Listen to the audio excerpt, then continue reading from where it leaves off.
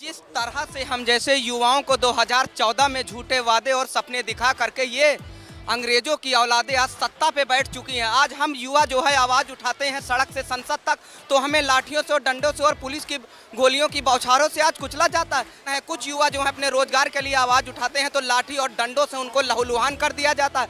क्या आपका यही जो है युवाओं का सपना है? वो तो राजीव गांधी जी का सपना था जो 21 वर्ष की आयु घटा करके 18 वर्ष की आयु में हमें मताधिकार का प्रयोग दिया।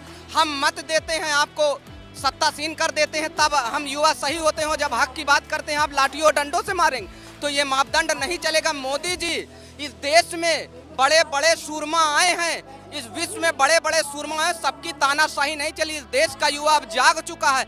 आपका सपना जो है चकनाचूर 2024 में होगा। इस देश का गांधी, मौजूदा दौर का गांधी राहुल गांधी युवाओं के साथ खड़ा है कोई देश में एक नेता जिसके साथ 2-2.5 लाख की पेटेंट भीड़ चल सकती हो? मोदी जी में अगर हिम्मत है तो 5 किलोमीटर पैदल चल के अपने पीछे 1 लाख युवाओं को चल के दिखाएं। आज सत्तासीन हो गए तो आप भूल गए, आपकी औलादे नहीं है तो क्या दूसरे की माँ बाप की औलादे नहीं है? हम किसी के बेटे हैं। हमारे माँ बाप जब हम पीटे जाते हैं तो उनको कितना दर्द होता है। इतनी मेहनत से पढ़ाई किए हैं, रोजगार नहीं मिल रहा, कौन देगा? आज आप सत्ता में बैठे हैं, सवाल करो। आप नेहरू की बात करते हैं, अरे आपके घर में कुछ होगा तो आपके पिताजी जिम्मेदार होंगे, ना कि पड़ोसी को आप ब्लेम करेंगे। हमने, नेहरू ने गलत किया, इंदिरा ने गलत किया, किसी ने गलत। देश की जनता ने आपको 10 साल हो गए, आपने क्या किया? आप बता रहे हैं पकौड़ा तलिए। पकौड़ा कैसे तले? 80 रुपए किलो वाला तेल आप 200 रुपए में पचा दे तो उसमें भी पकौड़ा नहीं तल सकते हैं। तो आखिर इस देश का युवा जाए कहाँ? तो आप जो है होश में आइए। हिटलर की तानाशाही नहीं चली है तो अब इस देश में 2024 में युवा आपको जवाब देगा, वोट से जवाब देगा। कांग्रेस की सरकार जो है युवा बनाने जा रहा है। युवाओं के नेता आदरणीय राहुल जी प्रधानमंत्री बनने जा रहे हैं। वो वक्त आप याद करिए जब आप 2 सीटों पर थे, आपका एक भी सांसद नहीं जीता था। मेरे पिताजी बताते हैं आपका एक सांसद भी नहीं जीता था। यही कांग्रेस की सरकार थी। नेहरू जी ने इस्तीफा दिलवाकर अटल जी को संसद में बैठाया था। तो सत्ता का घमंड मत करिए, सत्ताएं आती जाती रहती हैं। जो आज साहिबे मसनद हैं कल नहीं होंगे, किराएदार हैं, जाति मकान थोड़ी है।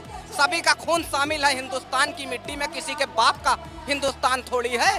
तो हिंदुस्तान सिख का है, हिंदू का है, मुस्लिम का है, ईसाई का। तो कांग्रेस वो गुलदस्ता लेकर चल रही है जिसमें सभी की बात करती है।